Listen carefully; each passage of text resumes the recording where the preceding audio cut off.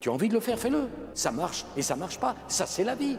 Mais fais-le, tente, essaye, et on verra si tu gagnes. L'égalité, c'est un mensonge. Et j'affirme que si on est passionné par l'égalitarisme, on ne peut pas respecter la différence. Et c'est la différence qui est riche. La vie, c'est qu'une longue succession d'épreuves.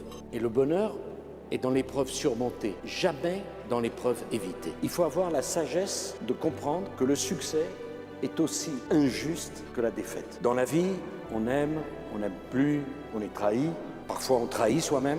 Et quand je regardais le sommet, mais je dis, comment je vais faire? Comment on peut sortir de ça? J'ai voulu raconter comment une vie peut partir de tout en bas pour aller tout en haut. Parce que c'est pas simplement ma vie, c'est la vie de chacun d'entre vous. Comment on fait au début avec ce qu'on a pour être heureux, pour avoir de l'ambition, pour avoir un métier intéressant. Et tout au long de ma vie, j'ai rencontré de la cruauté. Et parfois, moi, je me suis battu avec telle force. Moi, j'aime la vision, j'aime le leadership, j'aime les choses en grand, j'aime le côté épique. Au fond, j'aime la verticalité et les réseaux sociaux, c'est que l'horizontalité. Moi, je ne suis pas fait pour l'horizontalité. Je pense, voyez-vous, que l'égalité, c'est un mensonge. Quand vous allez chez le tailleur, l'égalité, ça serait de donner à chacun la même taille. Je pense que c'est injuste. Moi, je suis pour la justice. Je ne suis pas pour l'égalité. Je pense que si on veut être juste, il faut accepter de s'affranchir de l'égalité. Il y a des grands, il y a des petits, il y a des chauves, il y a des chevelus, il y a des énergiques, il y a ceux qui n'ont pas d'énergie, il y a des gens qui ont le moral, il y en a d'autres qui ont des dépressions, ils n'y peuvent rien. On est différents. Moi, j'aime la différence. Le savoir est une arme. Voici le chargeur. Et vous verrez avec vos enfants la même éducation, le même sang et tant de différences. Quand c'est grand, quand c'est fort, quand c'est du leadership, j'aime ça. Les acteurs, ceux qui s'engageaient, ils avaient toujours plus de légitimité que ceux qui les regardaient s'engager et qui les critiquaient. La vie, c'est qu'une affaire de sentiments. Et parce que j'ai eu l'ambition d'être président de la République, parce que j'ai eu la chance d'être élu, il faudrait que j'ai pas de sentiments. Comme un glaçon, comme un iceberg, comme un pauvre type qu'on amène là et dit voilà, une machine a décidé. Alors, vous n'avez pas peur de la mort, vous êtes président de la République. Ah bon, qu'est-ce que ça change? Vous n'avez pas peur de la maladie, vous êtes président de la République. Ah bon, qu'est-ce que ça change? Vous n'avez pas de chagrin personnel, vous êtes président de la République. Qu'est-ce que ça change? J'ai voulu dire que je n'ai jamais oublié que j'étais d'abord un être humain avant d'être un président de la République. Je vais vous faire une confidence bouleversante. Dans ma vie, j'ai vécu plus longtemps non président de la République que président de la République. Et parfois, j'ai l'impression qu'on me dise j'ai commencé à respirer le jour où j'ai été élu et on a éteint la lumière le jour où j'ai été battu. C'est pas ça la vie. Je pense que le plus important, et peut-être pour les jeunes et pour Sciences Po, c'est que la vie, ce n'est qu'une éternelle capacité à renaître. Je défends l'idée qu'on meurt plusieurs fois et on vit plusieurs fois. On renaît après une maladie, on renaît après un échec, on renaît après un divorce, on renaît après une épreuve et on renaît jusqu'au bout. On ne change pas, mais on renaît. Et le plus important, c'est de comprendre qu'au fond, on a plusieurs cartes, plusieurs chances et qu'il faut toujours renaître. Je divorce en octobre 2007, je ne le voulais pas. Je rencontre Carla en novembre 2007 et je suis marié le 2 février 2008. Je suis un type qui prend les décisions rapidement. Mais Carla aussi d'ailleurs. Mais au fond, c'est la renaissance. Qu'on soit président de la République, chef d'entreprise, professeur, patron de Sciences Po Frédéric, ambassadeur, consul, on est les mêmes. On a cette vie qui dure le temps d'un timbre-poste et malgré la brièveté, on s'agite pour en faire quelque chose comme si on avait l'éternité. Et au fond, la seule façon de vivre, c'est de vivre jusqu'au bout totalement, comme si ça avait un sens. J'ai conscience du ridicule de tout ça. Mais je pense qu'au fond, ce qui donne sa dignité à l'homme au sens être humain, c'est la mort et c'est la capacité à renaître. Et c'est ça qui donne un sens. Et je me suis dit, quitte à raconter une histoire, je vais la raconter complètement. Pas simplement l'histoire pendant les heures de bureau, mais la vraie histoire. Celle où on souffre, où on est heureux, où on met un genou à terre, et il faut remonter, il faut quand même aller au bureau, où il y a toutes les caméras qui vous regardent. Je me souviens du soir où j'ai été élu, il faisait nuit, il y avait tellement de caméras qu'on a l'impression d'être en plein jour. Mais on reste le même. Et peut-être que si le livre, il a intéressé, c'est parce que justement, c'est une histoire humaine. Pour être sincère, il faut se surveiller de très près. Si je me laissais aller à écrire ce que je pense sur le moment, ça veut dire que j'aurais écrit avec le cœur, mais je ne serais pas servi de mon cerveau.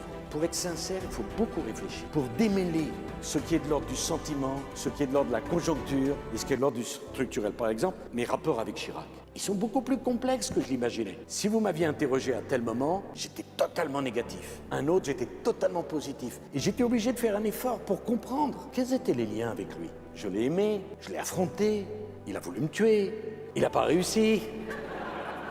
Mais au fond, il est important pour moi. Il a compté dans ma vie. Et je ne peux pas vous dire, je ne suis pas son meilleur ami, mais je ne suis pas non plus son pire ennemi. J'ai voulu l'épater, au fond, le jeune. Et les sentiments sont plus complexes qu'on l'imagine. Et peut-être, vous l'avez-vous vu, j'essaye de faire quelque chose qui n'est pas caricatural. Moi-même, je fais l'effort de comprendre derrière les grands moments qu'on a eus ensemble et les grands moments où on s'est battu, elle est où la vérité? Et vous apercevrez que les sentiments de chacun d'entre nous, ils sont parfois contradictoires. Ils ne sont pas noirs et blancs. Vous savez, c'est cette merveilleuse chanson d'Aznavour qui parle d'un couple qui se sépare et qui écrit « Et ces premiers mots de haine qui sont les derniers mots d'amour ». Parce que les sentiments. Donc ça m'a pris du temps pour enlever ce qui était inutile. Et donc si je me permets de vous reprendre, Oui. il n'y a aucun règlement de compte. Parce que si j'avais voulu régler des comptes, j'aurais pas fait comme ça. Vous auriez fait comment? Ça m'intéresse. Il y a quand même 19 mentions de François Hollande. Vous l'avez appelé discourtois. C'est plutôt flatteur. Et vous savez, quand on monte en haut de l'arbre le plus haut de la forêt et qu'il y a du vent, il ne faut pas s'étonner que ça souffle plus haut là-haut que tout en bas. Si on ne veut pas ça, on reste tout en bas. Le succès se paye. Dans la vie, au fond, rien n'est gratuit. Et il y a toujours un moment où vous avez une nouvelle chance où on vous fait payer. Et donc, moi, par exemple, quand Giscard dit « je ne reviens pas à l'Élysée », ça m'est totalement étranger. En juillet 2017, le président Macron m'a téléphoné pour me dire « Est-ce que vous accepteriez de venir dîner avec nous à l'Élysée, Carla et vous ?» Et je dis « Oui, j'ai que des bons souvenirs. » Pourquoi c'était pas à moi? C'est pas ma propriété. Je savais parfaitement que ça durerait le temps que ça dure. D'ailleurs, qu'est-ce qui dure dans la vie? Et donc, dire « j'y reviens pas parce que j'y ai été », c'est pas moi. Ta vie est trop petite. Arrête de limer tes ambitions.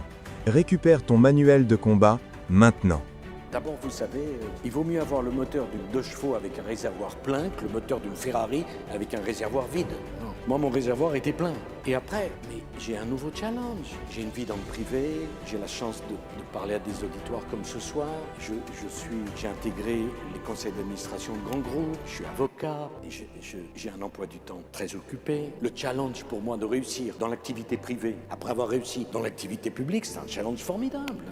Ôtez-vous de cette idée qu'on n'a qu'une vie et qu'il n'y a qu'un seul vecteur. Bon, si j'avais pas été élu président de la République, là j'aurais eu un manque. Mais j'ai été, donc je suis tranquille avec ça. C'est pour ça, très important de dire à vos enfants, la chose la plus importante, n'aie jamais peur de l'échec. Parce que j'ai beaucoup échoué, j'ai pu réussir. C'est parce que j'ai échoué que j'ai réussi. Et il n'y a aucun regret, aucune amertume quand on va au bout de son rêve.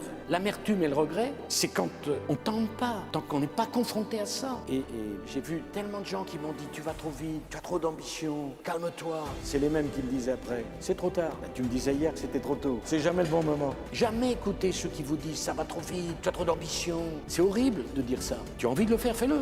Ça marche et ça marche pas. Ça, c'est la vie.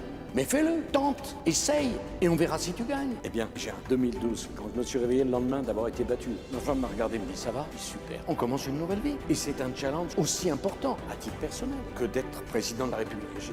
Je compare pas collectif, mais à titre personnel. C'est un challenge. Comme c'est un challenge pour celui qui va aller à la retraite, au lieu de mourir d'ennui, d'amertume et de regret, de trouver d'autres nouvelles passions. C'est ça la vie. Et quand on dit chaque âge a ses plaisirs, c'est pas une formule, c'est une nécessité. Parce qu'au fond, quand on est passionné, on n'est pas passionné d'une chose, on est passionné de tout. Moi, je suis passionné de la vie. Et jusqu'au bout, ça me plaira. Et jusqu'au bout, j'essaierai de faire des choses. Et je parle là comme parler à la tribune des Nations Unies. Pour moi, c'est le même challenge, au fond. C'est d'essayer de donner le meilleur, d'essayer d'intéresser les gens, d'essayer de partager quelque chose. Faire un livre, faire un livre que personne ne lit, ça m'intéresse pas. C'était pas le but. Je voulais faire un livre qu'on partage, où les gens se disent, tiens, ça m'a donné la pêche de vous lire. J'ai compris des trucs, j'ai envie. C'est un challenge formidable. Donc pourquoi donc si je comprends bien, j'avais le droit à 50 bonheurs dans ma vie. Le moment où j'ai eu le plus d'ennuis sur les épaules. Non, c'est pas comme ça que ça se passe. J'essaie toujours de faire ce que je dis. Il fallait m'abattre. Ok. Mais au résultat, on verra. S'il y a une chose que j'aime pas, c'est l'injustice. Pas simplement pour moi, hein, en général. Mais je suis pas quelqu'un qui a peur. En tout cas, pas spontanément et pas de ça. Donc, je prends tout comme un combat. Et chaque combat, je le mène jusqu'au bout. Ça prend le temps qu'il faut. On ira jusqu'au bout. Vous dites, il n'y a pas de peur. en ce qui concerne. J'ai peur de tas de choses, la maladie. Il n'y a pas un jeune amoureux français qui dit à sa copine « T'es fait une surprise ce week-end, on va à Francfort. » Vraiment, génial. Moi, je suis marié avec une Italienne. On peut dire tout le mal qu'on veut des Italiens. On est les mêmes, on s'aime. Florence, Rome, Venise, Sienne. OK. À la maison, dans mon enfance, je sais très bien comment mon grand-père appelait les Allemands. Et quand des gens comme De Gaulle, comme Adenauer ont fait la réconciliation franco-allemande, ça a marché et ils ont posé un acte majeur, absolument majeur. Et on n'a pas le droit de toucher à ça. L'Europe était le continent le plus sanguinaire, le plus brutal, le plus violent, pas au Moyen-Âge, au XXe siècle. Je voudrais rappeler que c'est en Europe qu'on a fait la Shoah. Je voudrais rappeler que ce n'est pas les Arabes, c'est les Européens. Et depuis 70 ans, 75 ans, c'est calme grâce à l'Europe. Moi, je ne serai pas d'une génération qui laissera détruire un projet européen qui nous a amené la paix. Il faut être complètement fou, complètement irresponsable pour faire le Brexit. Une folie. Je connais des tas de couples qui ont divorcé. J'en connais très peu qui se sont remis ensemble. Donc c'est très facile de se séparer. C'est très difficile de se retrouver. Et ce qui est en train de se passer est d'une gravité historique majeure. C'est pas une plaisanterie, majeure. Et la Grande-Bretagne en paiera de grandes conséquences, hélas. Et qui peut dire ici que dans 4 ou 5 ans, c'est pas l'Écosse qui fera à la Grande-Bretagne ce que la Grande-Bretagne fait aujourd'hui à l'Europe. La question majeure de la Chine, majeure, grand pays, grande civilisation, qui n'a plus de superpuissance pour contrebalancer. Et c'est le moment qu'on choisit pour perdre le deuxième moteur de la fusée européenne. Jamais je ne pourrais dire que c'est une bonne chose. Jamais. Ne laisse plus tes émotions décider à ta place. Maîtrise l'art de la clarté intérieure.